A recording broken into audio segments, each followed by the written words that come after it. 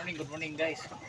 Sa buong Luzon, Visayas, lalo na sa inyo aking mga followers, aking mga viewers, aking subscribers dito sa aking channel YouTube Kalyaw Pasabong TV. Sa umaga na ito ngayon, magbigay naman po konting tips sa inyo tungkol sa kaalaman ko sa pag-alaga ng manok na mabilis masiglakihan na hindi sila sakitin. Kasi kapag magiging sakitin ang ating mga alaga, nababansot yan, matagal lumaki, matagal bago tumapang maglaban.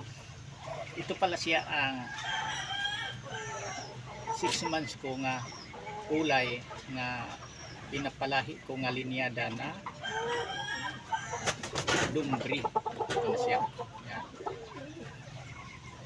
Ang bilis nito nilang nagsiglakihan ng mga magkapatid dahil sakto sa alaga ibinigay ko sa kanila ang kumpleto pangailangan nilang vitamins at sa pagkain.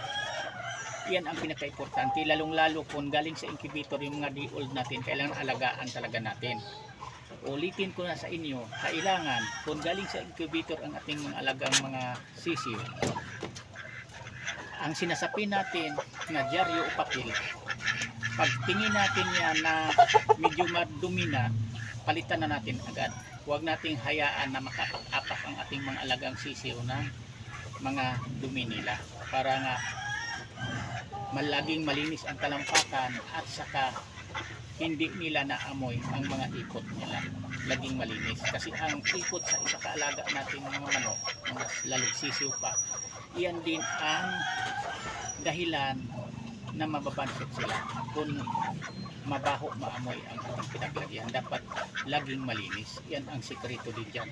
Kasi kahit anong bigay natin ang kumpletong pagkain, vitamins, lagi natin nilagyan, pagkaubos lagyan natin ulit kasi ang purpose natin yan na hindi natin pinaubusan ng pagkain ang pinaglagyan sa mga diol, parang mamaya-maya kasi kain lang siya, kain lang yan sila, kaya mabilis lang magsiglakihan kapag lagi lang na mayroong makakain sila. Kung gustuhin nilang kumain, mayroong pagkain.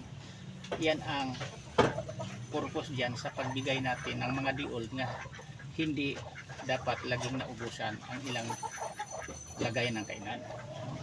Pero kung hindi naman malinis ang pinaglagyan natin yan sa kanila, wala ding saysayon, mababansot pa rin yun kasi marumi ang ating pinaglagyan. Kailangan sa pagmamano malinis palagi ang ating pinaglagyan, hindi lang kay diol.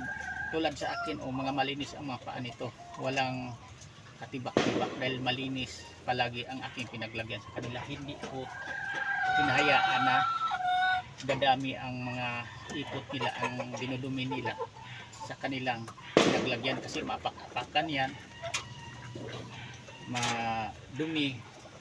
Kung magasgasan ang talampakan nila, madaling magkaroon yan ng bakterya, ma-infeksyon, kaya madalas magkatibak. Pero kung laging malinis, hindi magkatibak ang ating mga alagang mga manok. Yan naman ang dahilan yan sa dumi, nakaapak o dumi o kaya nakaapak ng mga talas-talas na bagay kaya ng simento. Kung magaspang nakasiminto, kung madalas natin ilapag ang ating mga alagang manok, magasgasan, doon na magsimula na kung magka-infeksyon, makaapak ng tubig, lalo na kung tubig ulan, doon yan magsimula sisip-sip yun, ma-infeksyon, magiging tibak, mamamaga. Yan ang sikreto dito sa pag-alaga ng manok.